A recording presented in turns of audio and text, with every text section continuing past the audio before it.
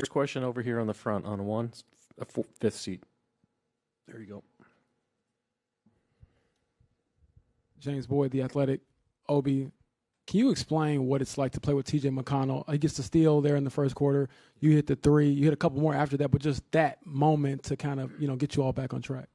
It's no surprise what TJ does out there. Every time he comes into the game, crowd loves him, and he feeds off of that.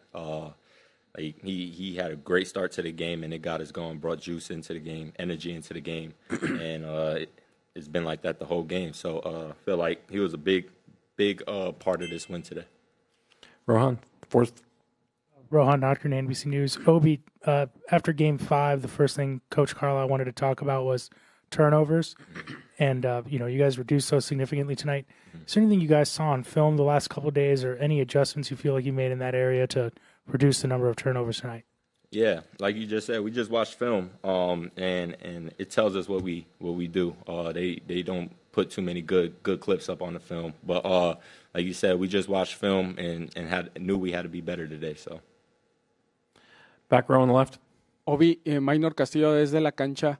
What adjustments tonight do you think make the biggest difference to force the Game 7? Just came in here with the energy we needed.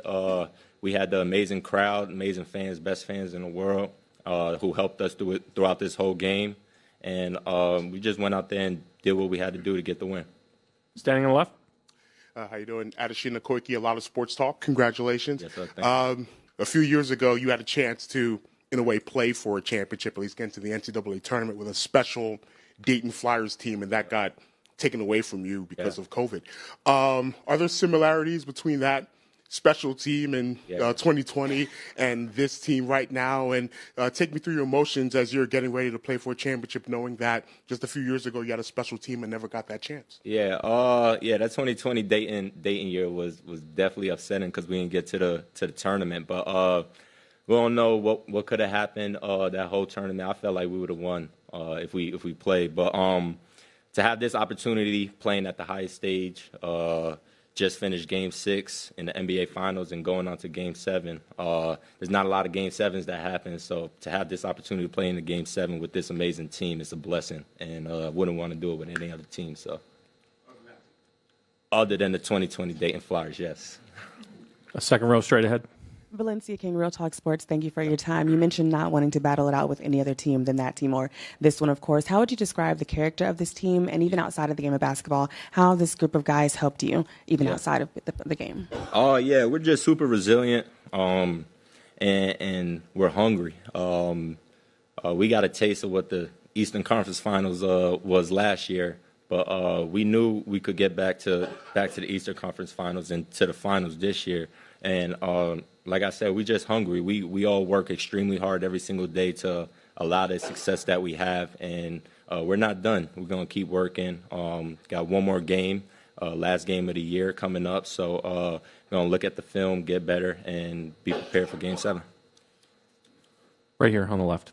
John Herrick, WIBC. Obi, it's a two-parter. One, how much work goes into you putting in? You got a lot of shots up in the pregame, and clearly those shots were falling for you tonight. Yeah. And then also, how much does last year's experience of being down 3-2 against the Knicks, where you guys came back and won, how much does that help you this year, knowing you're going to do something similar? Yeah, that first question, I'm always in the gym getting shots up, putting in that work, just because I know the more work I put in, the better I play out there on the floor when it matters. And second question, I don't even remember the second question. What was it? Your resilience from last year. Yeah, facts. I mean, we had to go back to New York for Game 7 last year and got the job done. But like I said, we just a hungry team, and everybody wants to win. But I feel like we wanted more. Like we want to go out there and show the world we won't get as much love as everybody else in this NBA world. So we just try to go out there and do it for everybody within this circle, and that's why we love each other and have so much success. So front row in the center. Hey Obi, Zach Kiefer with The Athletic. You guys were 1-4, 10-15. Could you have envisioned this back then? And if not, when did you start to see the makings of a championship contender this season? I mean, from the beginning of the year, like I said, we had a little bit success last year, getting to the Eastern Conference Finals, but I knew it was going to be a good year because nobody was excited for just getting to the Eastern Conference Finals. Everybody knew we should have been in the finals. Like, we handed Boston a couple of wins, and so to have this opportunity this year, like I said, everybody worked extremely hard in the off season and this whole year to be in the positions we're in now. So, Last two questions, front right and then the second row. Jamal Collier from ESPN.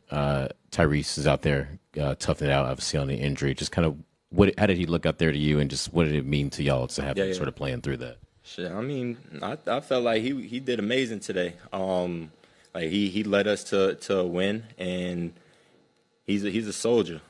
He's not gonna let no little injury hold him back from playing in the finals and helping this team win.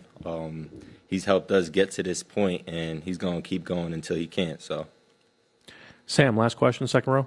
Sam Amick, The Athletic. Obi, you mentioned the feeling with the group at the beginning of the season. What part did it play when you guys went to Pascal's place and spent those days, spending that kind of time? When did we go there? When you went to Orlando. Yeah. As far as setting a tone and getting everybody in the same kind of mindset, just how meaningful was that experience? Yeah, super meaningful. Pascal's great guy. Welcomed all of us with open arms into his space, and he's been in this position before. Like he's been in the finals, he's won the finals, so he knows what it takes, and he understood the team that we had last year. We could have been in this position, we could have been in the finals, and so he made us understand that we didn't want to be happy just losing in the Eastern Conference Finals. He knew what it took to get here, so he installed that in all of our minds, and we all knew what we had to do to get to this point. So worked all year to be able to have this success. Thank you.